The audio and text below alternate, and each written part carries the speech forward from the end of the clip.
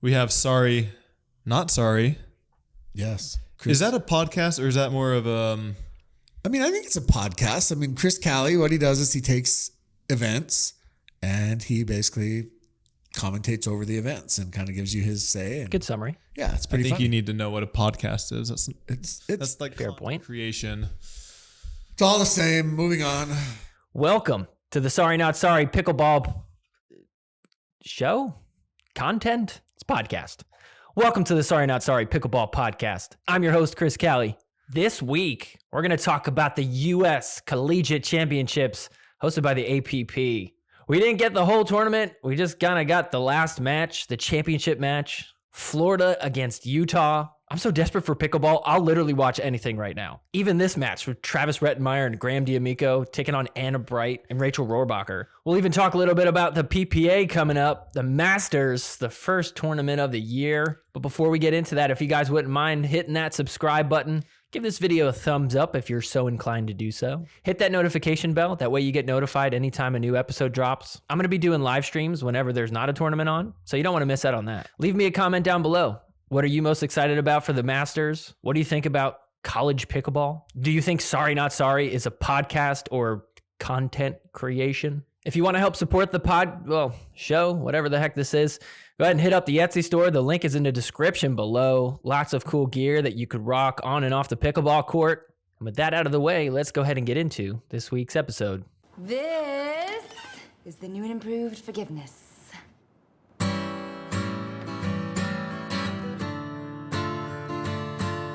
Forgiveness is more than saying sorry. I'm sorry. Forgiveness. I'm not sorry I took the money. All right, so let's start off by talking about the APP U.S. Collegiate Championships. Our first tournament of the year. We only got to see the last match, and it was, I don't know, not bad for it being the only pickleball on. Kind of an interesting format. First off, this tournament had some cool prize money, and by prize money, it was a scholarship that you'd get. So they had 22 schools there. A few of them had multiple teams. Hopefully that number goes up in the near future. I would love to root for my school, ASU. That'd be sick if they had a team. I don't think they did. I think if you want this to take off, it's twofold. You got to get more schools involved, and also, well, the talent level, it needs to get elevated a bit. So this is a team event, but it's a little bit different than something like MLP. So they start off by playing women's singles, then they play men's singles, then they do women's doubles, then they do men's doubles, and then that fifth game is mixed doubles. And you get to just pick whatever two players you think would be best for mixed. The games are win by 1, singles is to 11, doubles is to 15. It's rally scoring. But the crazy part is that the winner is determined by the point total, which is interesting because then every point matters, which, makes sense for a team-based event, but at the same time, it causes some problems, especially for the viewers. So we're going to get into that. So the two teams we had in the championship, number 1, we had the Florida Gators, led by Jack Foster. He plays a ton of APP matches. Definitely their best player. Quite possibly the best player in this whole tournament. And they were taking on Utah Tech. I guess Utah had a few teams there. This is the black team. And they had somebody named Avery Beck. Didn't know much about her coming into this, but it was pretty clear that she was definitely their best player. So let's get into the match. The first game is going to be women's singles. Avery Beck taking on Adele Dorian. I don't know why it's so funny to me that when they give the player bios, it's like, oh, what grade are they in? And what's their major? It is somewhat interesting. We got a business major taking on a nursing major. Freshman versus junior. Biggest red flag, she's playing with a pink Franklin. That's like the type of paddle you'd play with at this point if you had an older brother who plays pickleball and he got a new paddle, and so you use his old paddle and you just been rocking it. And yeah, as you can see, let's just say it's not helping her. Somebody get her a Proton. Tell her to use promo code SORRY for 20% off. So I gotta say, I think rally scoring for singles is the move. Sometimes singles can be a bit of a drag with side out, side out, side out, but if you have a match like this where there's a lot of balls going into the net, at least it keeps it moving. So Avery Beck played great in this first game. Dorian, not so much. But look at this. She finally got a point, and she's pumped about it. Now, don't forget, a win is not just a win. If you got a big win, that's huge for your team. And so with that being said, Beck did not take her foot off the gas pedal. Look at that shot. Nothing that Dorian could do about it. Beck playing so aggressive. Watch this. She's going to hit an out ball. Oh. Hey, Dorian, yeah, at least you got a point, and that's important. And so 8-2 now. Dorian's got to come back quick. She's trying her best. She's starting to get into a groove. Watch this. Nice shot down the line. Gets it to 8-3. So 8-3 now. And Beck is like, okay, I'm not letting you get too big of a lead. Check this shot out. Two-handed backhand. Whoop, what an angle. Gets it to 9-3. 2 points away from a win. So 9-3 now. Dorian's trying to make this a match. Look at that shot. Gets it to land in there, back to back. And so on game point, it's 10-5 here. Beck is going to seal this one for the win.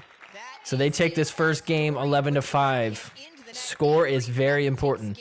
6-point lead. So next up, we got men's singles. We got Jack Foster, the finance senior. And he's taking on Jared Brungard. I love that they don't even have like the display of his age and stuff like that. It's almost like they're trying to hide it. This dude is 28. Now the good thing is this is pickleball, so age doesn't really matter too much. But if this was any other sport, you would expect a 28-year-old to come out and dominate. By the way, is it just me or is this camera angle so weird? It just makes the court all squished.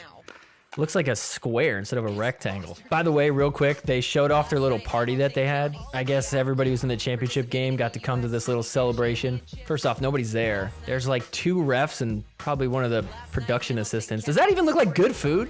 That looks terrible. And just like a styrofoam container. You guys couldn't get paper plates?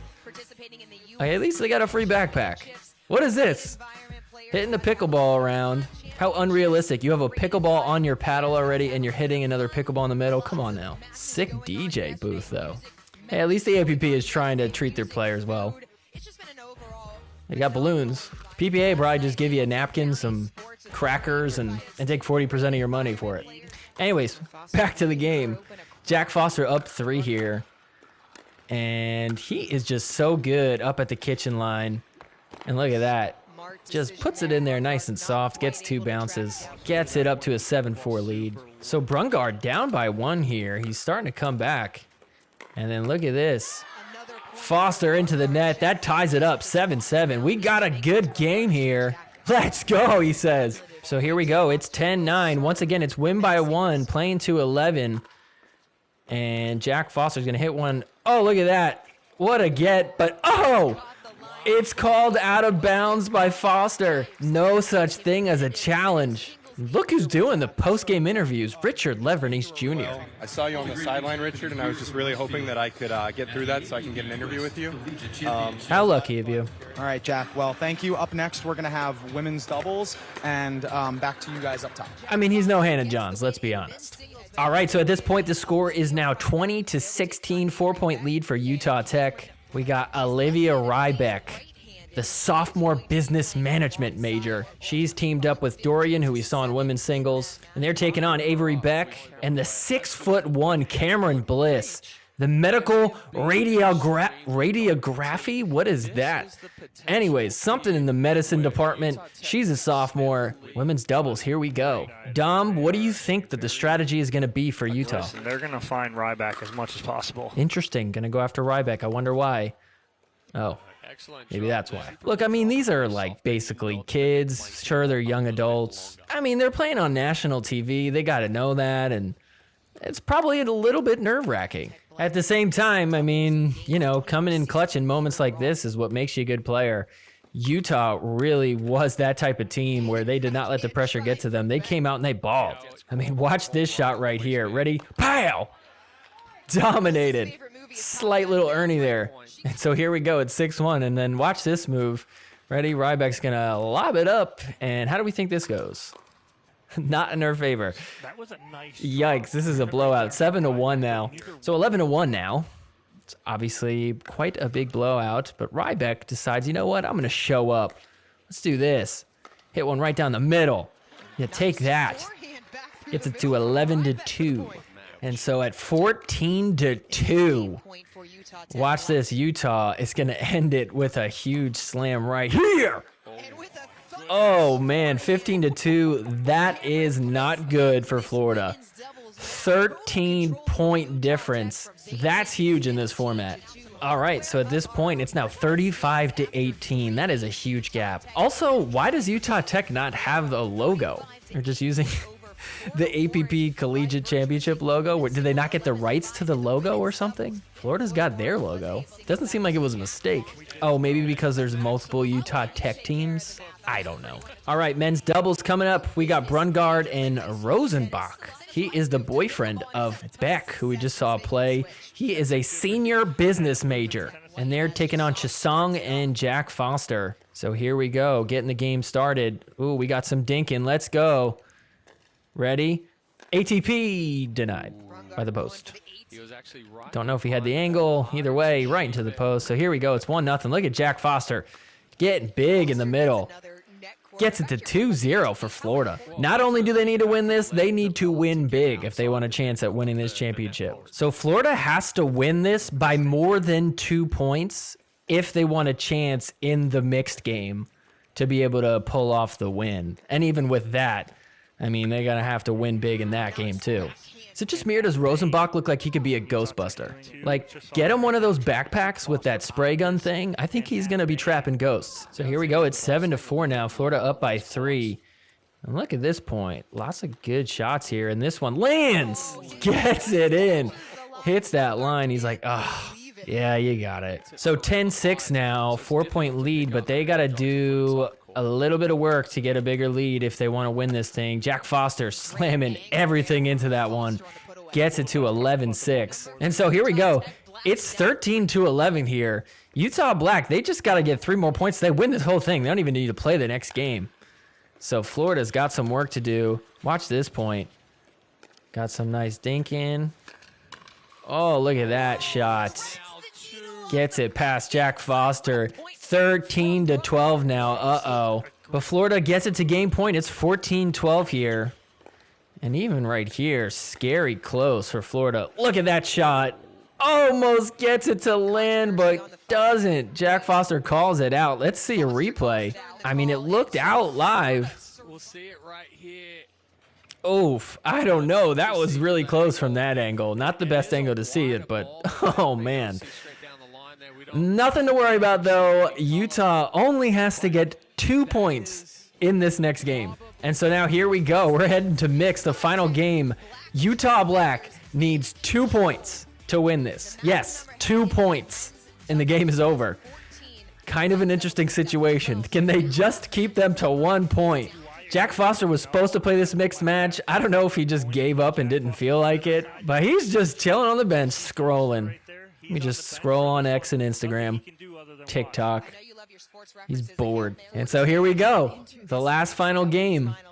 You gotta keep them to 1 point or less. Can Florida do this? Nope. All right. They got 1 point already. Here we go. And so Dorian and Chisong, they get 2 points. But so does Utah. Check this out right here. Two-handed backhand. Gets it in. And with a final score of 2-2, Utah, they win it. They win the U.S. Collegiate Championships by the APP. Such a weird, awkward, anticlimactic ending there. See, this is kind of the flaw in this format, where it's like that final game, it's like, yeah, you're playing to 2 points. That kind of sucks. Would have been way funnier if it was just playing to 1. I think literally the warm-up was longer than that final game. And so with a final score of 49-35, the Utah Tech Black team, you guys win the U.S. Collegiate Championships. It's because they had a 28-year-old on their team. That is no fair. So I know I talked a lot of smack there about those college kids. Let's be real, though. If I played any one of them, they would destroy me. But still, we like seeing high-level pickleball here. So let's bleach our eyes out with the Tennis Sucks podcast post of a rec game. Travis Rettenmeyer, Graham D'Amico taking on Anna Bright and Rachel Rohrbacher. So here we go, starting off the game 0-0. And they are going to just target Graham. Look at that. Travis is pissed already. This is going to be fun. I mean, even right here, it's 1-1 now. in this first game. Pops it up to shake and bake. Oh, man. All right, so we're still stuck at 2-1. And watch this. Graham tries to be the hero. Waits to hit it off the bounce, and oh, no. He touches the net. He touched the net. I touched the net. Don't take those in front of you. Huh? Don't take that in front of you. You wanted that? Of course. He's like, of course I wanted it. I am the pro player here. Why would you take that? I gotta be honest though, Graham was actually not that bad for being the only one that's not a pro player. I mean, look at these resets. He's getting it in there. He's pretty good, you know? And then Travis cleans up. Look at that point. So Graham and Travis up by 2 here. And watch this. Travis is gonna get the angle to hit this. ATP coming up in a second. And look at this, but it's defended. Anna Bright, he gets back in time. Nice play by Travis. Now you just got to finish it off. Come on, Graham, don't screw this up. Oh, and Anna puts it wide. My favorite part of this is listen to Graham. Don't say sorry. He apologizes anyways. He's like, I'm sorry for even putting you in that position. He's like, don't say sorry, we won the point. Here we go, 10-8. And watch this. Graham's getting a little cocky. Oh! Clips Travis's paddle. He's like, my bad. Oh, don't be mad at me. Sorry. You're good. You're getting set up great. And so here we go. Game point. 10-8 here. Travis trying to drive one in, then tries to lob. Graham drops it in. They're getting him out wide. Anna tries to go in the middle. Can't get it to go. And then Travis takes over. Puts it away. They win the first game 11-8. And so here we go. Game 2 on our way. And Graham is playing real good. I mean, he's getting everything. So much so that they are even not really targeting him as much. Anna Bright trying to go right at him, not working. She tries to go at Travis there, hits the net, and listen to her. Don't do that. Just go at Graham. She's like, just stick to the plan. Go at Graham. He's the only one here that's not a pro. Effective strategy. So 2-1 here. And I think that Graham and Travis are starting to get into the heads of Anna and mostly Rachel. Watch what Rachel does here. She's like, you know what? I have had enough. Visor coming off. Throws it gently to the sideline. And it must have been intimidating because watch what Graham does. Right into the net. See? That's why you take off your hat. Throw off your opponent. All right, so the score is actually 5-3 here. And watch this. Anna Bright coming in off the shake and bake. Body bags Travis. Very next point on 6-3. They are off to a roll. Look at this shot. No one's home. Anna Bright loves it. So there must have been some other pros on the sidelines. If you listen closely, you could actually hear Colin Johns must have been there. You hear him? Somebody must have hit a net cord on him. So 7-3 now. And watch this. Graham, he gets there that time. Travis was ready to cover him, and then watch what Graham does. ATP defended. Oh, and he lets the ball go out of bounds. Nice job. There we go. So 7-4 here, and look at that. That one just floats in. Anna Bright loves it. And so now game point for Anna Bright and Rachel Rohrbacher. Can they seal this one? Anna Bright coming in strong. They do it. So we're tied 1-1. So here we go, game 3, and look who makes an appearance on the sidelines. I knew Colin Johns was there. Look at him over there on the left side. Nice seat for Colin. Just kind of checking the game out. So game 3, we're tied up at 5. This is actually a series of 4 games, which is kind of an odd number to have because it's an even number to have. But anyways, we'll just pretend like it's a best out of 3. Check out this point. Travis taking over. But then watch what happens. Graham's going to come in once it gets lobbed up. In a second here. And at least gets it across, keeps it alive. And lucky for them, it gets put into the net. Graham is not happy about that one, but he'll take it. What a point. So still stuck, 5-5. And man, there were some good points. Look at Graham with his resets, not bad. And the ATP to finish the point from Travis. They get it to 6-5. So Travis and Graham up 7-5 here. And look at that shot from out wide. Graham's got to take over, and he does. Look at that. Gets it to 8-5. So 8-5 now. Travis going to drive it in. Graham, what a get. What another get. Oh, and a third. He's going to have to come in. Uh-oh. And the Ernie from Anna Brighton, the camera freezes. Look at that. It was at this moment where Graham knew he had fucked up. So 8-5 here. Graham and Travis trying to hang on to this 3-point lead. Look at that get from Graham. Somehow gets Rachel to hit it. She screams. And that is all the pickleball we get. The camera died. And apparently they tied 2-2. But hey, we got to see some good pickleball right there. All right, speaking of good pickleball, let's now talk about the PPA that's coming up this next weekend. We're doing a progressive draw, which means we're going to see all 3 events played in the same day, but just 1 round per day.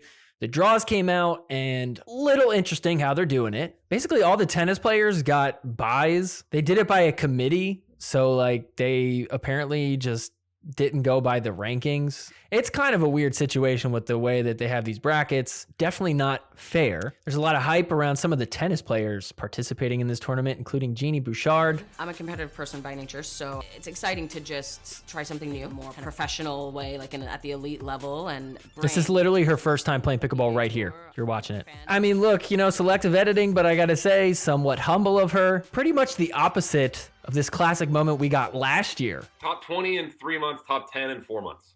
Oh, remember this? Yeah, and I'm confident that'll come quickly. He doesn't look confident. Turns out he wasn't. He definitely did not make the top 10 or the top 20. I think even top 40 is a stretch. My prediction for Bouchard is I think she's actually going to do pretty good. Everybody's saying like, oh, is she going to get 2 points? Is she going to get 5 points? I think she'll actually win a match and against opponents that we think are pretty good, but only in mixed. I think in singles, she'll do okay. She may win like a game. I don't think she'll win a match, but I think in mixed doubles with Tyler Loong, I think she'll actually do all right. I think she's going to definitely take a match. I'm literally only saying that so that way I look really good if I was right. I know nothing about her, how much she's played, but hey, if she does win a match, guess who called it? All right, well, that's going to do it for our episode this week. But before we head out of here, let's play a quick game of Partner Body Bag Winner Off the Net. Partner body bag winner off the net. Partner body bag winner off the net. Leia Jansen winner off the net. Dyson McGuffin winner off the net. Haley Waters body bag. James McDonald body bag. Sorry not sorry winner off the net. Sorry not sorry. Partner. All right, Partner Body Bag Winner Off the Net. The game where I'm giving 3 people in the pickleball world, and I got to decide who I would partner with, who I would body bag, and who I would hit a winner off the net with. Sorry, not sorry style. So this time, I'm actually going to use everybody of the Utah Tech Black team that won the U.S. Collegiate Championships. So who would I partner with? Who would I body bag? Who would I hit a winner off the net? Well, I mean, I think the best player is probably Beck. I guess I'll partner with her. I don't know. I guess I'll hit a winner off the net against Rosenbach. He's a 20-year-old kid. He's got a full life ahead of him. Pretty decent at pickleball, so I wouldn't feel too bad about it. But I know that I'm definitely going to body bag Jared Brungard. Dude, you're 28. You shouldn't even be here. I shouldn't even be there in this hypothetical scenario. But who cares? 28-year-olds getting body bagged. So there you have it. I'm going to partner with Beck. I'm going to body back Brungard, and I'll hit a winner off the net with Rosenbach. All right, well, that's going to do it for this week's episode. Thanks so much, everybody, for watching. If you haven't already, make sure you're subscribed to the channel. Hit that notification bell so you know when a new episode drops. If you enjoyed this, go ahead and hit the like button. That always helps with getting new viewers. Leave a comment down below. Let me know what you thought about the format for this collegiate championship. Do you think that's the right way to do pickleball for college? Do you think it should look more like MOP? Do you think it should look more like Tuesday Night Pickleball? Do you have your own ideas for a format for team? Give me your predictions too for the PPA this weekend. Do we think that Ben and Anna Lee are going to get a triple crown at the Masters to start things off? Or do you think we're going to have a surprise? Thank you everybody who has supported the show by getting something from the Etsy store. Lots of happy people with great merch. Go ahead and pick yours up. The link is in the description below. Next week, we'll see you back here for the Masters. We're going to cover that one. Hopefully this episode stays up. If it doesn't, I got something in my back pocket. I'll make sure everybody's able to see it, but we'll cross that bridge when we get there. Just make sure you stay tuned to find out. Might be a good idea to hit that notification bell so you get word of a new episode. That way you can watch it before it gets taken down. Either way, we'll see you guys back here next week. Thanks for watching. Take care. Forgiveness.